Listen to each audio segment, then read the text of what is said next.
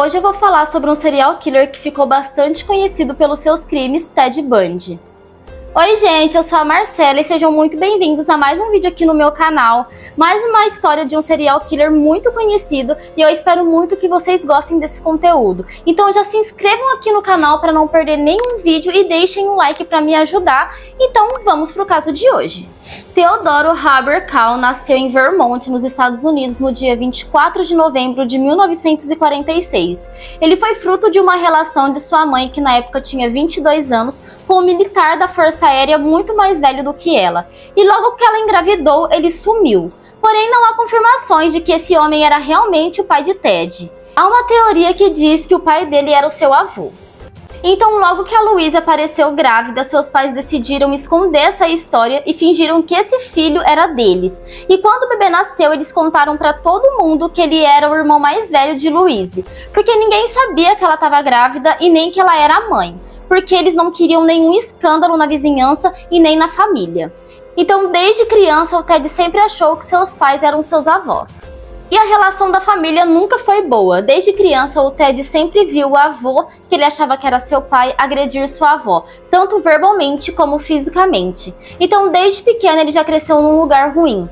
E a primeira vez que o Ted deu algum sinal estranho foi quando ele tinha 3 anos. A tia dele estava dormindo e era de madrugada, e ela acordou e viu o Ted sorrindo para ela parado no pé da cama. E tinha várias facas espalhadas e ele só tinha 3 anos. Então foi o primeiro sinal que ele apresentou diferente. Alguns anos depois, a mãe dele, Louise, se casou com John Cooperbad Bundy e eles se mudaram de cidade. Nessa época, o Ted estava com 5 anos e o John adotou o Ted como seu filho. E além dele, eles tiveram mais 4 filhos. E desde que eles se casaram, o John sempre tentou se aproximar do Ted, mas ele nunca permitiu essa aproximação. Ele não queria ter nenhuma relação com o John e ninguém sabe o real motivo disso. E uma coisa assim que me deixou muito intrigada foi o real motivo que a Louise, a mãe dele, separou eles dos avós. Eles eram bem próximos, principalmente o avô. O avô não era uma pessoa muito boa, ele era racista e várias outras coisas, e mesmo assim ele era bem próximo do Ted. Ele praticamente idolatrava o avô, então no começo foi bem difícil para ele aceitar ficar longe de seus pais. Mas fora isso, ele tinha uma boa relação com os irmãos. Por ser o mais velho, ele ajudou a cuidar de todos os irmãos dele. E na pré-adolescência e na adolescência, o Ted era um aluno exemplar, o melhor da turma, com excelentes notas, e ele era muito inteligente. Mesmo sendo bem na dele, quieto, mas mesmo assim, alguns amigos deles disseram que ele era muito inteligente e super educado. Ele começou a trabalhar logo na adolescência, teve vários empregos, mas nunca ficava por muito tempo em nenhum. E como suas notas eram muito boas, não demorou para ele entrar para uma faculdade. Ele começou a cursar psicologia e com 21 anos de idade ele conheceu a Stephanie Brooks. Ele se apaixonou por ela e foi seu primeiro amor. Mas a classe social dela era mais alta que a dele, então o namoro só durou 1 ano. E depois ela terminou com ele e ele não conseguia aceitar o fim do namoro. Então ele fez uma viagem para o Colorado, para Filadélfia, para o Arkansas e depois voltou para o estado de Washington em 1969. Ele entrou em depressão profunda e por diversas vezes ele tentou voltar com a Stephanie, mas ela não quis. E nesse mesmo ano a família decidiu contar para ele que a sua irmã era na verdade a sua mãe. E depois disso ele ficou uma pessoa fria e tinha obsessão em manter o controle sobre tudo na vida dele. E na época em que a namorada largou dele, ele decidiu largar a faculdade. Então ele parou de estudar. E em 1970 ele voltou para os estudos e se filiou no Partido Republicano e começou a trabalhar com política. E nessa época ele até salvou a vida de uma criança que estava se afogando e ganhou uma condecoração em Seattle. E ele foi aceito em 2 faculdades de Direito, então ele começou a cursar Direito e na faculdade ele conheceu a Elizabeth Crawford, sua segunda namorada. Ela trabalhava como secretária lá na universidade e ela era divorciada. E o começo do namoro foi bem conturbado. Enquanto estava com ela, ele ficava com várias outras mulheres e ela nem imaginava isso. E em uma viagem ele encontrou sua antiga namorada, Stephanie, e ele tentou reconquistar ela. E assim ele passou a namorar as duas. Ele passou um bom tempo com a Stephanie e com a Elizabeth. O motivo dele ter voltado com a Stephanie, que foi sua primeira namorada, foi por ele ter sofrido muito com a rejeição dela. Então ele quis se vingar e queria que ela sofresse igual ele sofreu quando ela deixou ele na época. Alguns estudos foram feitos com ele anos depois e descobriram que ele sofria de um grave caso de esquizofrenia, mudando de humor muito rápido. E também foi considerado uma pessoa muito impulsiva, que não demonstrava emoção nenhuma, e dupla personalidade depressiva e obsessiva, e muito egocêntrico. E aí, falando das namoradas, ele terminou com as duas. Muitos crimes contra mulheres começaram a acontecer, mas a polícia não acreditava que poderia ter uma relação de um crime para outro. Testemunhas de 5 estados diferentes apareciam e disseram ter visto as vítimas entrando num carro com um homem. E todas as características ditas pelas testemunhas eram bem similares. E foi quando a polícia começou a pensar na hipótese de haver um serial killer que estava solto por aí assassinando muitas mulheres. Até os dias de hoje não se sabe quantos anos ele tinha quando começou a cometer os crimes e nem quando foi e quantas vítimas ele fez realmente. Até hoje isso é um mistério. Todas as vítimas de Ted tinham cabelos pretos e eram bem jovens. E quando foi questionado, ele dizia sentir ódio de todas as mulheres, principalmente pela sua mãe. E que todas as vítimas que ele escolhia como sendo mais parecidas com a mãe dele. E como todo serial killer, ele tinha uma forma de abordar as vítimas. Ele sempre as abordava em escolas, faculdades, parques ou fraternidades. E ele fingia estar com o braço ou o pé engessado e pedia para as vítimas ajudar ele a levar as coisas, tipo os livros, para o carro dele, porque ele não conseguia fazer sozinho. Ele tinha um Fusca e ele mesmo tinha tirado o banco do passageiro e na porta do mesmo lado não tinha trinco, então não tinha como sair do carro. E pelo seu jeito muito gentil e educado, não era difícil convencer as vítimas a levar as coisas para o carro dele. Então, assim que ele convencia a vítima, quando chegava no carro, ele dava uma pancada na cabeça, fazendo ela desmaiar. Ele empurrava a vítima para dentro do carro, algemava ela e ia para outro lugar. E o destino das vítimas dele eram bem variados. Umas sofriam mais que as outras. Ele sempre estrangulava e antes de estarem 100% mortas, ele abusava de todas elas. Gente, realmente uma coisa muito triste. Algumas vítimas sofreram muito na mão de Ted. Melissa Smith, que tinha 17 anos, e quando encontraram o corpo dela, tinha muitos sinais de torturas, o corpo dela inteiro estava muito machucado e o crânio dela estava esmagado. Então foi muitas jovens torturadas, machucadas, estupradas e assassinadas pelo Ted. E se basear pelo primeiro crime que ele foi condenado, ele teria começado em fevereiro de 1974. Na época, ele tinha 27 anos. Ele invadiu o porão da casa de uma mulher de 21 anos e deu uma pancada na cabeça dela. Ela ficou inconsciente, ele colocou ela no carro, levou ela para outro lugar e, como fazia com as outras vítimas, ele estuprou ela e depois a matou. Ele admitiu 30 homicídios em 7 estados diferentes. Mas deve ter havido muito mais, porque muitos não teve comprovação, mas que as vítimas foram encontradas de uma forma bem parecidas com as vítimas dele. Demorou bastante até a polícia ligar a descrição das testemunhas ao Ted e a encontrar provas suficientes para incriminar ele. E tudo isso porque ele era um cidadão muito exemplar. Ele era membro da igreja cristã, muito inteligente, muito estudioso e gentil, e ninguém imaginava que podia ser ele. Só que estava acontecendo muitos crimes em vários estados e começou a sair nos noticiários e nos jornais. E a ex-namorada do Ted, a Elizabeth, ligou para a polícia dizendo que as características dadas para eles batiam muito com o ex-namorado dela, e ela já sabia que ele não era uma pessoa muito boa.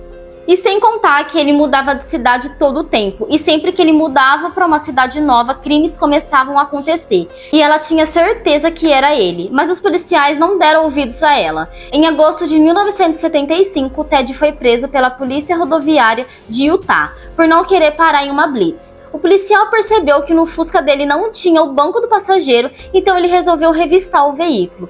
E lá dentro ele encontrou luvas cirúrgicas, máscaras, sacos de lixo, martelo e alguns outros objetos muito estranhos.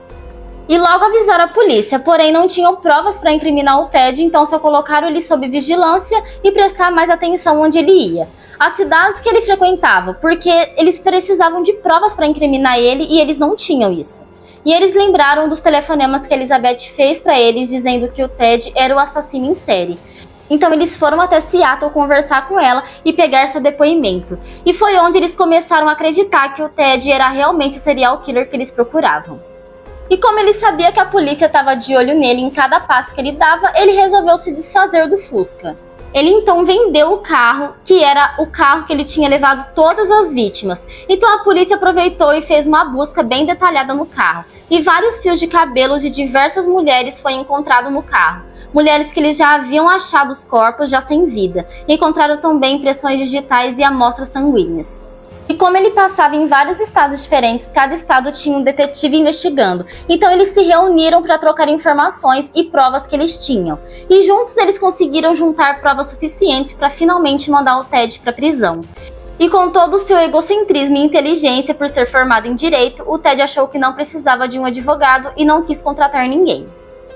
Ele pediu para o juiz para ele ser sua própria defesa no tribunal, enfim, ele seria seu próprio advogado e o juiz aceitou. Então ele tinha o direito de frequentar a biblioteca do Fórum Criminal para estudos e poder se preparar para montar sua defesa. No dia 7 de junho de 1977, no recesso de uma audiência preliminar, ele teve o direito a consultar livros de direito para uma pesquisa.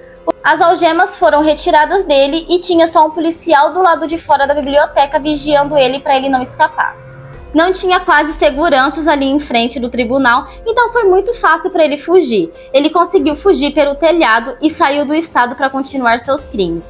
E a polícia continuava atrás dele, mas não achava ele em lugar nenhum. Ele foi para a Flórida e invadiu uma casa em 1978. Era uma fraternidade onde só moravam garotas. Era de madrugada e, segundo a polícia, o ato dele levou menos de 20 minutos e lá ele fez 4 vítimas. Elas estavam dormindo e ele bateu na cabeça delas, as estuprou e fez outros atos muito violentos com elas. Até chegou a morder uma delas tão forte que a marca dos dentes dele ficou na pele dela. E foi crucial depois para incriminar ele. Ninguém ouviu nada, mas quando ele estava saindo, ele foi visto por uma das meninas que também morava na casa e ela estava chegando àquela hora. Como as vítimas tinham as mesmas características e os crimes eram muito parecidos com os dos estados cometidos em 1974 e 1975, o FBI acabou suspeitando que o Ted poderia ser o responsável por esses crimes e colocou o nome dele na lista dos 10 criminosos mais procurados dos Estados Unidos. E como estava sendo muito falado no país inteiro e saindo em jornais e noticiários, o Ted começou a viajar mais rápido, ficando o mínimo possível nas cidades. E ele continuava cometendo seus crimes. E em 15 de fevereiro de 1978, ele foi parado por um policial e ele viu a placa do carro que o Ted dirigia e era um carro roubado. O Ted tentou fugir, mas o policial conseguiu prender ele e levou ele preso para a delegacia. E esse policial não tinha ideia que ele tinha acabado de capturar o mais procurado, Ted Bundy. E o Ted estava com os documentos falsos e quando ele chegou na delegacia, ele deu a identidade de outra pessoa, que era inclusive do dono do carro que ele roubou. Aí fizeram testes digitais e viram que na verdade ele era o Ted Bundy procurado da polícia. O policial até contou que quando ele colocou o Ted dentro da viatura, ele disse: "Eu preferia que você tivesse me matado". O Ted foi dirigido a julgamento pela primeira vez em junho de 1979 em Miami, devido aos crimes cometidos na fraternidade que tinha sido na Flórida. E no julgamento dele tinha muita gente, muitos fotógrafos, noticiários. Esse julgamento ele era sua própria defesa e ele estava muito confiante. Ele não tinha muita experiência no tribunal e não pôde se ajudar muito. Fora que a testemunha que viu ele saindo da fraternidade reconheceu ele como a pessoa que tinha saído da sua casa. Isso enfraqueceu ainda mais sua defesa quando trouxeram outras provas. Um odontologista deu um depoimento e descreveu a mordida encontrada em uma das vítimas, que citei lá atrás, e tirou fotos no dia do homicídio mostrando a mordida, e essas fotos foram comparadas com os moldes odontológicos tirados do Ted.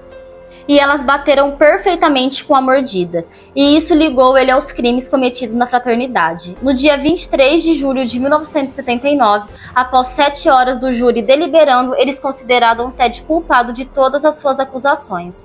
O Ted foi condenado à morte e, ao ouvir sua pena, ele não teve nenhuma reação. Mesmo ele tendo feito todos esses crimes horríveis, muitas mulheres gostavam dele e iam na porta do tribunal com cartazes apoiando ele. Ele foi o prisioneiro que mais recebeu cartas. Eram muitas cartas mesmo, gente. Ele até arrumou uma namorada enquanto passava por seus procedimentos na Flórida, e ela usou tudo que podia para defender ele enquanto ele era julgado. Eram muitos crimes, então foi um processo que demorou bastante e levou muito tempo. E em 1980, enquanto ele era julgado pela morte de Kimberly Light, o Ted pediu a mão de sua namorada no tribunal. E durante as visitas conjugais ela engravidou e deu à luz a uma menina em 1982. ela finalmente se deu conta de tudo que ele havia feito em 1986. Então ela voltou para Washington e nunca mais voltou para Flórida e nunca mais se ouviu falar nem dela e nem da filha. E o Ted viu que ele não conseguia se defender sozinho, então ele contratou 2 advogados. E a tese defensiva deles era comprovar a insanidade do Ted. E ele continuava alegando inocência e mesmo com os 2 advogados ajudando, não adiantou. Ele foi considerado culpado e sentenciado à morte novamente. Com 2 sentenças de morte já dadas, veio uma terceira logo depois.